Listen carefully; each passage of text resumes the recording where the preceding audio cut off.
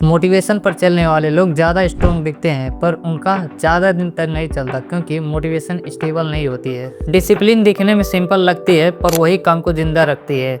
आज इस फ़र्क को समझना बहुत ज़रूरी है क्योंकि हमारा लाइफ फीलिंग से नहीं चलता है, वो एक सिस्टम से चलता है।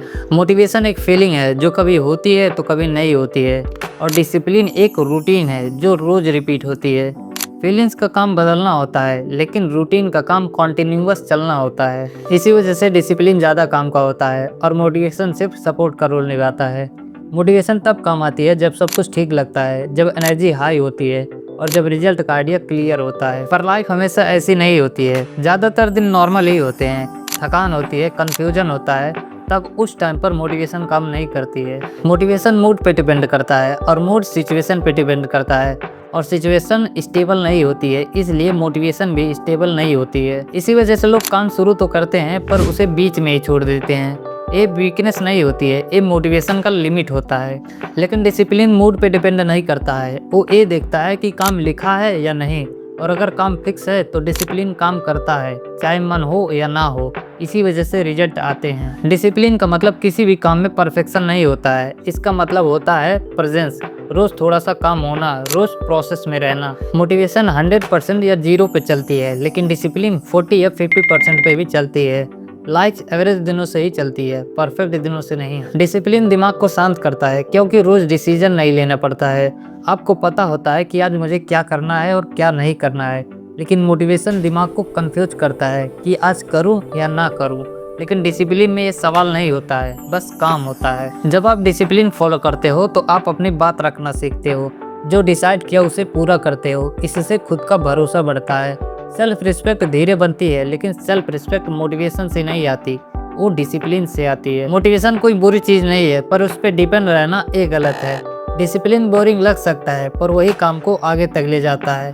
मोटिवेशन काम को स्टार्ट करवाती है लेकिन डिसिप्लिन उस काम को आगे तक ले जाती है। जब आदमी डिसिप्लिन को फॉलो करता है तो वो सिर्फ काम नहीं करता, वो धीरे धीरे अपनी आइडेंटिटी भी चेंज करता है और वो अपने आप को ये प्रूफ देता है कि मैं वो आदमी हूँ जो काम को छोड़ता नहीं।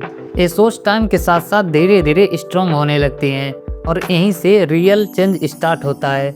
मोटिवेशन के साथ एक्सक्यूजेस फ्री में आते हैं, जैसे आज मूड नहीं है, आज एनर्जी कम है। डिसिप्लिन एक्सक्यूजेस को नहीं देखता और वो उन पे डिस्कशन भी नहीं करता, वो सिर्फ एक्शन देखता है। इसलिए धीरे धीरे एक्सक्यूजेस कम होते जाते हैं। डिसिप्लिन हमें टाइम का रिस्पेक्ट करना सिखाती है।